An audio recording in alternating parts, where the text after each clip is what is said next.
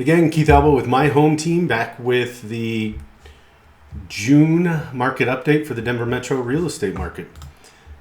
If you've been waiting for the Denver real estate market to finally pick a lane, June has an answer.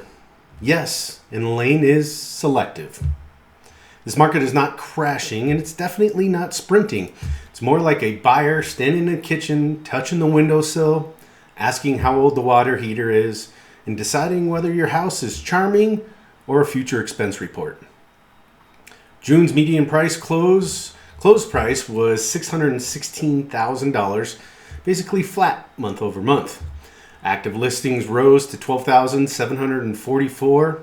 Closed sales fell 6.62% from May. Pending sales dipped 2.79%, and the median days in the MLS climbed to 18. Homes are still selling. Buyers are just judging harder. That's the real story right now. Condition has become currency. The market commentary describes June as a market in equilibrium, with relatively flat price appreciation and buyers holding real negotiating power. New inventory and pending sales actually peaked back in April, then declined in May and June, and year-to-date new listings are down 5.55%. Buyers are increasingly picky, and the gap between truly move-in ready homes and homes carrying deferred maintenance is getting wider. Denver is no longer a market where appreciation does all the work for sellers. Right now, clean, updated, and well-maintained wins. For buyers, especially first-time buyers, that creates opportunity. But it's not a free-for-all.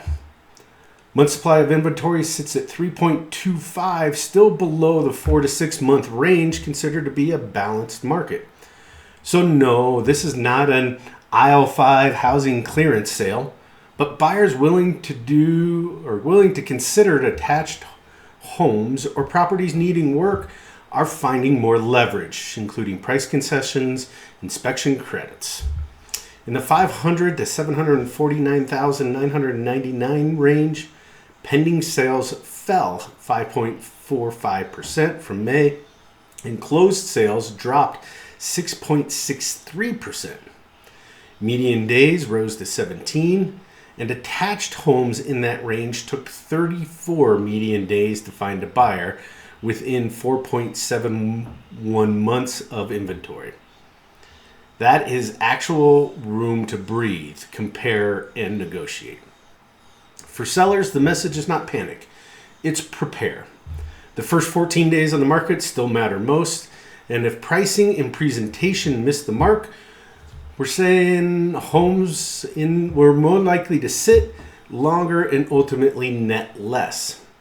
Showings have dropped sharply too. Denver Metro listings averaged 14.2 showings per month in May of 2021 and just 4.7 in May of 2026.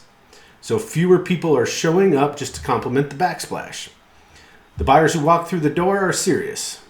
Detached homes still closed at a median price of $675,000, which was up 1.5% year over year, while attached homes closed at a median of $391,750, down 2.06%. And if you want the cleanest example of what's working, look at the $750,000 to just under $1 million segment. The report says the perfectly done homes kept commanding attention. Across that range, 648 homes closed in June. Median days in the MLS were just 13. And the close price to list ratio held at 99.26%. Bottom line, mortgage forecasts still call for the rates to remain in the mid 6% range through the rest of 2026. Inventory rose almost 4% from May, well below the historical June average increase of over 12%. And the market is rewarding quality over compromise. In Denver right now, buyers are paying for proof, not potential. If you want a customized version of what's happening in your area and specifically your neighborhood, reach out. I'm always happy to give you some consultations.